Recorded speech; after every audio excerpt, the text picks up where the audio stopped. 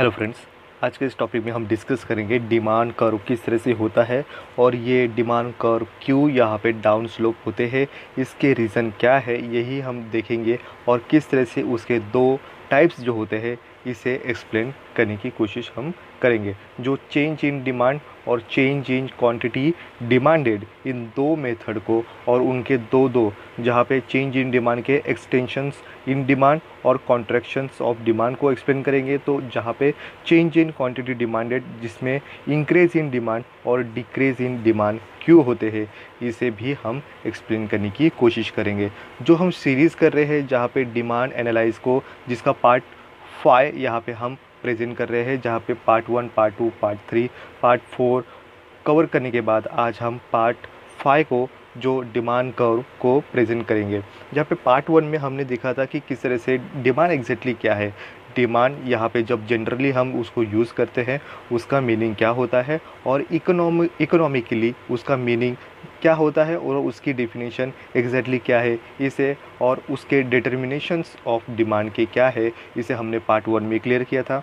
Part two में हमने देखा था कि काइंड्स ऑफ डिमांड क्या है, उसके टाइप्स ऑफ डिमांड क्या है और क्लासिफिकेशन ऑफ डिमांड एग्जैक्टली क्या है, इसे हमने डीपली इसे एक्सप्लेन किए। पार्ट 3 में हमने देखे linear and non linear demand function किस तरह से वर्क करता है और सब्स्टिट्यूट गुड्स और कॉम्प्लीमेंट्री गुड्स एग्जैक्टली क्या है, ये पार्ट 3 में देखे। और पार्ट 4 में लॉ ऑफ डिमांड ये किस तरह से वर्क करता है, इसे हमने पार्ट 4 में एक्सप्लेन किया। उसका नेक्स्ट हम देखें तो डिमांड कर्व एग्जैक्टली किस तरह से वर्क करता है और किस तरह से इसका मीनिंग होगा, इसे ही हम आज के इस टॉपिक में डिस्कस करने वाले हैं। आज के इस डिमांड कर्व में हमें यही एग्जैक्टली या हम कहें ब्रीफली यही बताया जाएगा जहाँ पे प्राइस में और डिमांड में क्या रिलेशनशिप होता है, जिसमें इनवर्स रिलेशनशिप होता है। जहाँ पे प्राइस अगर बढ़ती है तो प्राइस अगर बढ़ेगी तो डिमांड कम होती है, अगर प्राइस कम होती है तो प्राइस कम होने की वजह से डिमांड बढ़ती है। But change in quantity demand में इसका यहाँ पे जो रिज़ल्ट होता है ये अलग होता है। यहाँ पे प्राइस कांस्टेंट होती है और अदर जो फैक्टर होते हैं इनमें चेंज होने की वजह से किस तरह से डिमांड इंक्रीज और डिक्रीज होती है, इसका इम्पैक्ट किस तरह से होता है, यही इन शॉर्टली ये डिमांड कर्व एक्सप्लेन आज की इस वीडियो में हम करेंगे। तो लेट्स स्टार्ट करते हैं डिमांड कर्व का। जो फर्स्टली है change in demand. Change in demand में जो दो मेथड हम देखेंगे, दो टाइप्स देखेंगे, जिसमें फर्स्ट है एक्सटेंशन इन डिमांड और सेकंड कॉन्ट्रैक्शंस ऑफ डिमांड। जहाँ पे एक्सटेंशन कब होता है डिमांड की, कब बढ़ती है, जहाँ पे कमोडिटी की डिमांड में चेंज होती है, ये डिपेंड करती है दो मेथड को। तो यहाँ पे फर्स्टली चेंज इन कमोडिटी, जो प्राइस है ये प्राइस अगर बढ़ेगी या घटेगी इसका ही रिज़ल्ट एक्सटेंशन इन डिमांड और कॉन्ट्रैक्शन इन डिमांड होती है। अगर कमोडिटी की अगर प्राइस अगर बढ़ती है तो बढ़ने की वजह से यहाँ पे जो डिमांड है डिमांड कम होगी, तो ये डिमांड कॉन्ट्रैक्शन ऑफ डिमांड कहा जाएगा। अगर कमोडिटी की प्राइस अगर कम होती है तो ये डिमांड बढ़ेगी, तो इसका रिज़ल्ट हमें एक्सटेंशन इन डिमांड ये प्रेजेंट करता हुआ दिखाई देता है। तो सेकंड मेथड जो चेंज इन क्वांटिटी डिमांड है, इसमें क्या होता है, यहाँ पे उसमें जो प्राइस है कमोडिटी के इनमें कोई भी चेंजेस नहीं होते हैं। सिर्फ और जो चेंज होते हैं, जो अदर फैक्टर होते हैं ये रिलेट करते हैं, इनमें चेंज होता है। जिस तरह से लोगों की इनकम बढ़ती है, लोगों की टेस्ट प्रेफरेंस, लोगों का फैशन या हम कहें पॉपुलेशन में चेंज होगा, तो लोगों का रहन सहन ट्रेडिशन ये अगर चेंज होते हैं, इसकी वजह से जब डिमांड बढ़ती है तो ये डिमांड अगर पॉजिटिवली होगी तो ये इंक्रीज इन डिमांड कहा जाएगा। अगर ये जो चेंजेस है ये नेगेटिव होगा तो ये डिक्रीज इन डिमांड कहा जाता है। तो यहाँ पे फर्स्टली हम देखेंगे एक्सटेंशन इन डिमांड। जहाँ पे डिमांड को यहाँ पे हम देखें तो यहाँ पे जो प्राइस है ये प्राइस यहाँ पे जब यहाँ पे कम होगी तो डिमांड बढ़ती है, तो यहाँ पे इसे एक्सटेंशन ऑफ डिमांड कहा जाएगा। प्राइस कम होती है तो इसका रिज़ल्ट यहाँ पे डिमांड बढ़ेगी, तो ये डिमांड किस तरह से बढ़ेगी और प्राइस कैसे कम होते हैं यही इस टेबल के साथ हमें दिखाई देता है। जहाँ पे कमोडिटी ग्रुप ए बी दिखाई देते हैं, कमोडिटी प्राइस किस तरह से उनके हैं, तो ए के प्राइस कमोडिटी के 20 और बी के 15 होते हैं। तो यहाँ पे जब कमोडिटी ग्रुप जो ए है उसकी प्राइस 20 होती है जब उसकी क्वांटिटी डिमांड, जो कमोडिटी की डिमांड यहाँ पे 100 यूनिट में की जाती है। अगर हम समझे कि इस कमोडिटी ग्रुप की जो प्राइस है ये अगर 20 से 15 अगर होती है, तो कमोडिटी का जो रिज़ल्ट आता है, ये रिज़ल्ट हमें चेंज इन डिमांड किस तरह से है, ये चेंज यहाँ पे इंक्रीज़ करता है, बढ़ता है, एक्सटेंशन किया जाता है, एक्सटेंशन ऑफ द डिमांड को प्रेजेंट करता हुआ दिखाई देता है। एक्सटेंशन इन डिमांड को समझने के लिए ये डायग्राम ही एक काफ़ी है। एक डायग्राम के साथ हमें पता चलेगा किस तरह से प्राइस के कम होने की वजह से डिमांड किस तरह से बढ़ी है। तो यहाँ पे एक्स एक्सिस पे कमोडिटी की डिमांड ली गई है, एक्स एक्सिस के साथ साथ वाई एक्सिस में यहाँ पे कमोडिटी की प्राइस ली गई है। यहाँ पे हम देखें जो डी है, ये डी डिमांड कर्व को प्रेजेंट करता है, जो ऊपर से नीचे आता हुआ नेगेटिवली स्लोप, जो डाउन स्लोप यहाँ पे दिखाई देता है। जहाँ पे हम माने जो हमारी फर्स्टली जब यहाँ पे हमारी जो प्राइस थी, ये प्राइस यहाँ पे OP1 थी और हमारी जो डिमांड है, ये डिमांड हमारी ON1 इतनी ही थी। जब यहाँ पे हमारी प्राइस जब हाईली थी, हमारी प्राइस OP1 थी, तो हमारी जो कमोडिटी की डिमांड है, डिमांड कम थी। जहाँ पे प्राइस ज़्यादा होने की वजह से डिमांड कम है, डिमांड ON1 है।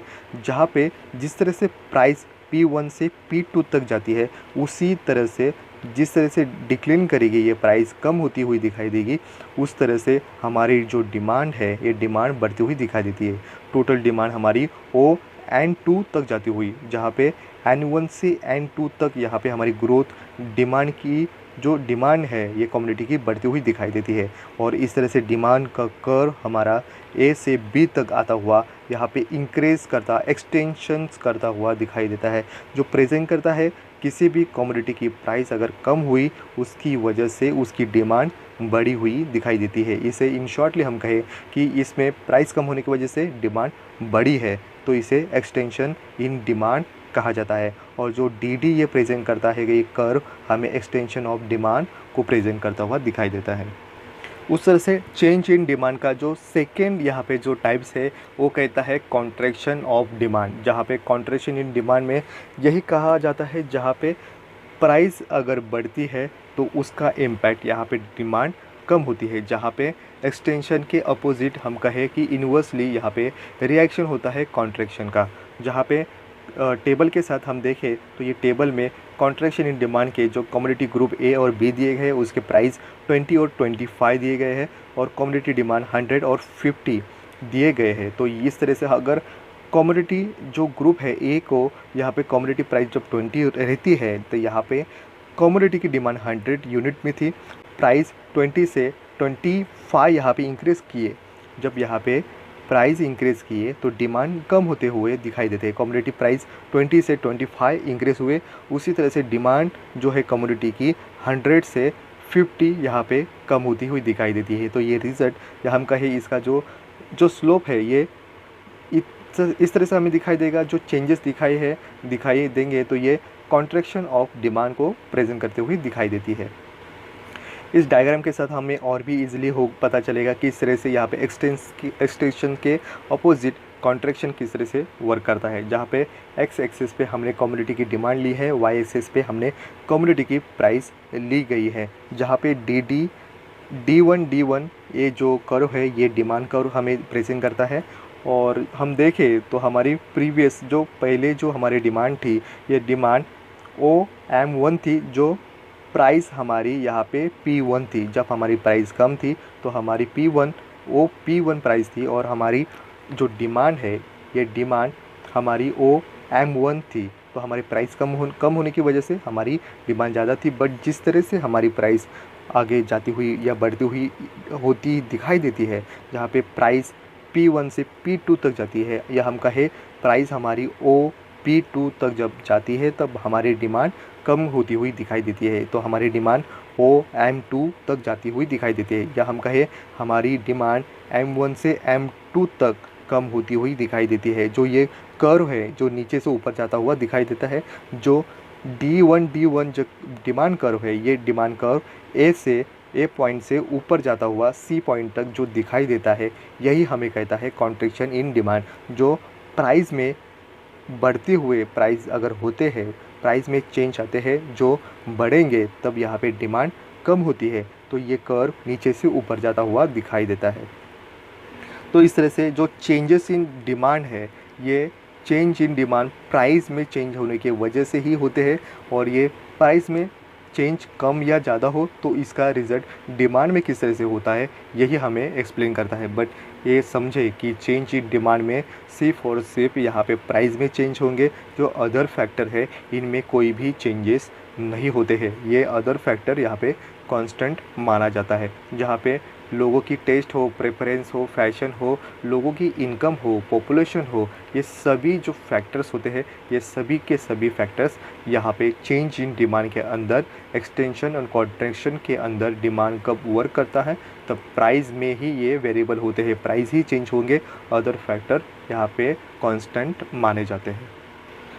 डिमांड कर्व का सेकेंड जो पॉइंट हमें है, यहाँ हम कहें कि जो सेकेंड मेथड होता है, ये कहता है कि चेंज इन क्वांटिटी डिमांडेड, जो यहाँ पे प्राइस में चेंज नहीं होने की वजह से, अदर फैक्टर में चेंज होने की वजह से किस तरह से डिमांड इंक्रीज और डिक्रीज होती है, इसी को ही प्रेजेंट किया जाता है चेंज इन क्वांटिटी डिमांडेड।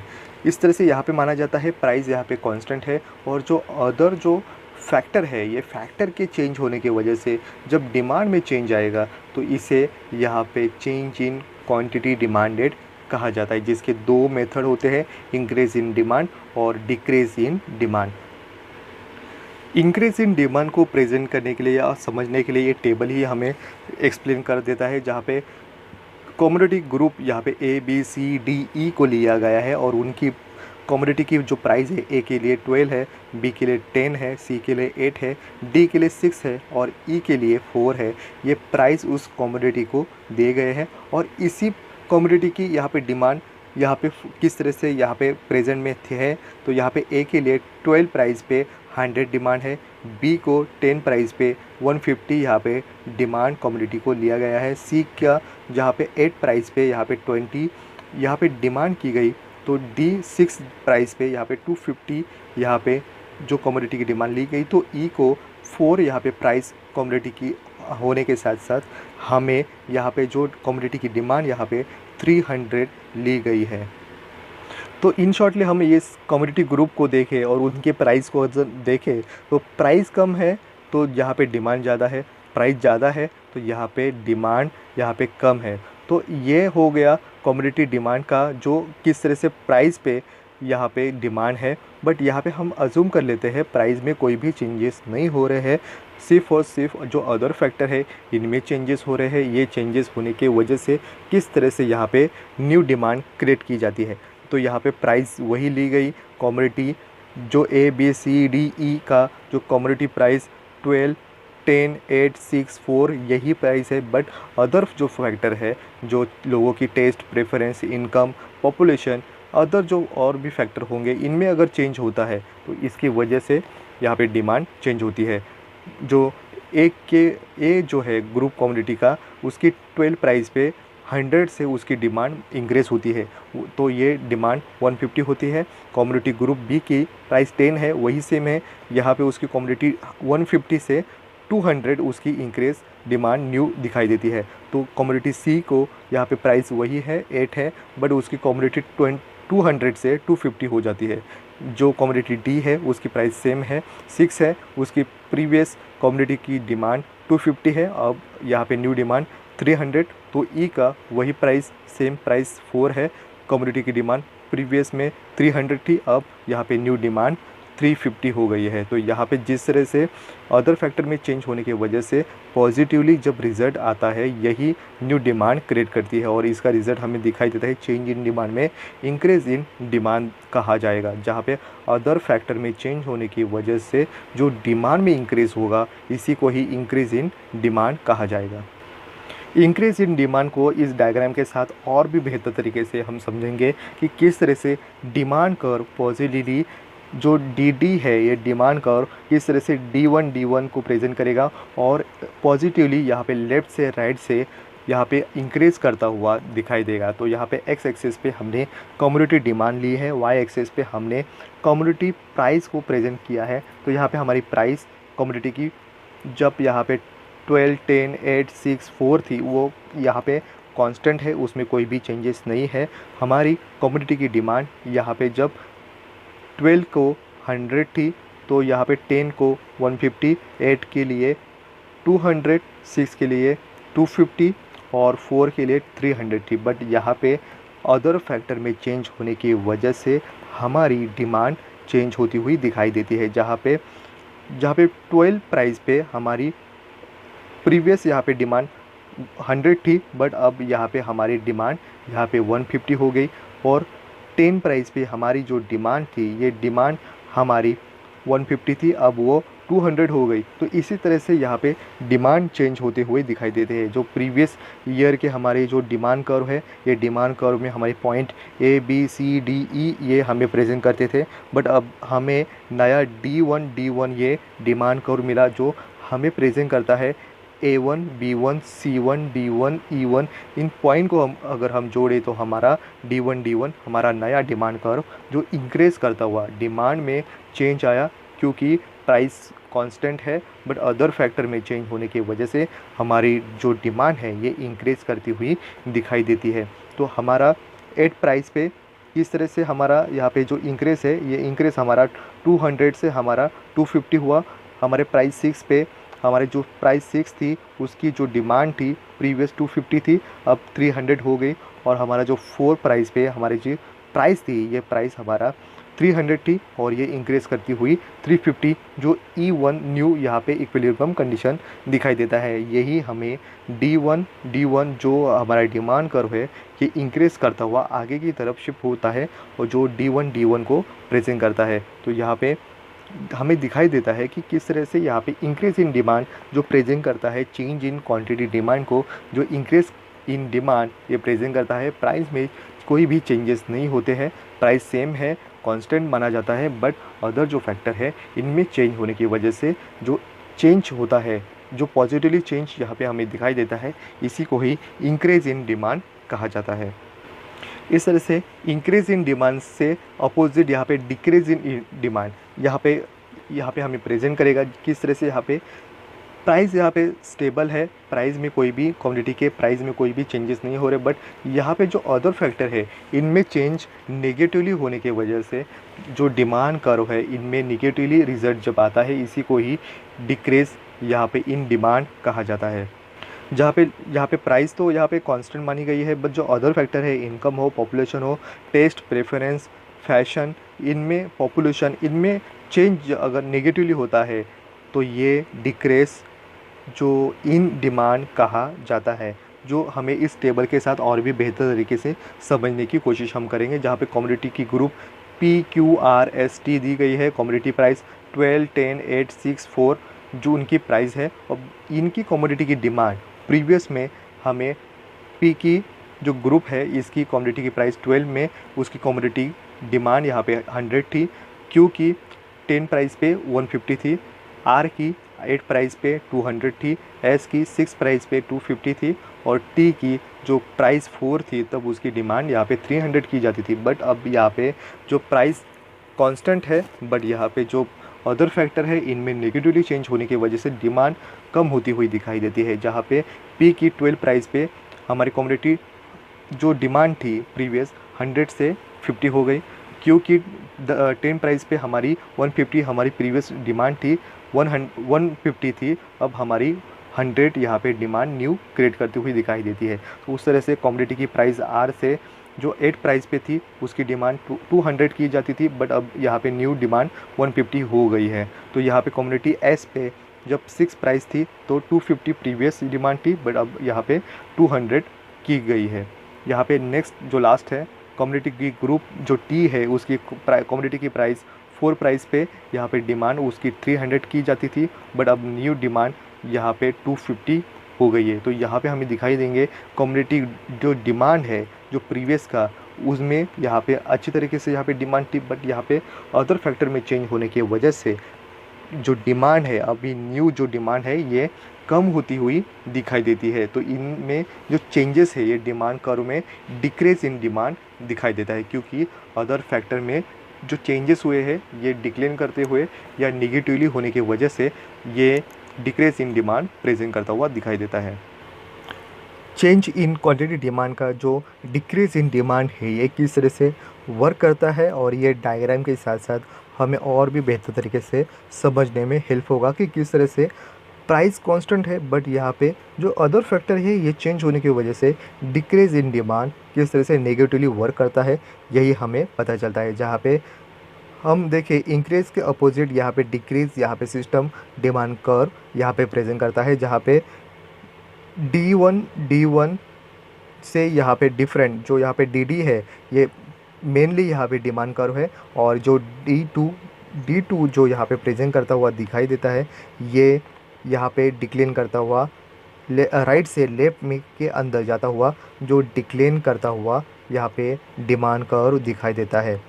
तो यहाँ पे देखें जो एक्स एक्सेस पे हमें जो दिखाई देता है कमोडिटी डिमांड को प्रेजेंट किया गया है, और जो वाई एक्सेस पे कमोडिटी प्राइस को प्रेजेंट करता हुआ दिखाई दिया गया है, जहाँ पे प्राइस यहाँ पे डिपेंड करती है और इम्पोर्टेंट रोल जो यहाँ पे है वो माना गया है कि वो कांस्टेंट है, बट अदर जो फैक्टर है इनमें चेंज होने की वजह से यहाँ पे डिमांड डिक्लेन करती हुई दिखाई देती है। जो प्राइस 12 थी तब उसकी डिमांड 100 थी, बट अब यहाँ पे न्यू जो डिमांड है ये 50 दिखाई देती है।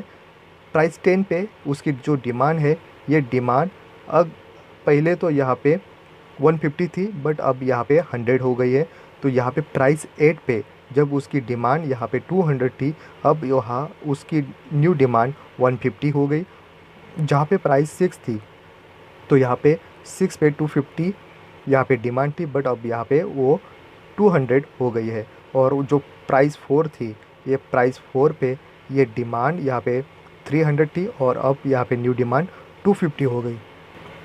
इस तरह से हम अगर देखें हमारा जो प्रीवियस जो डिमांड कर्व है ये DD पे जो यहाँ पे पॉइंट हम अगर जोड़े तो ये PQRST इसको जोड़ने के साथ साथ ये डिमांड जो है DD यहाँ पे कंप्लीट होता है।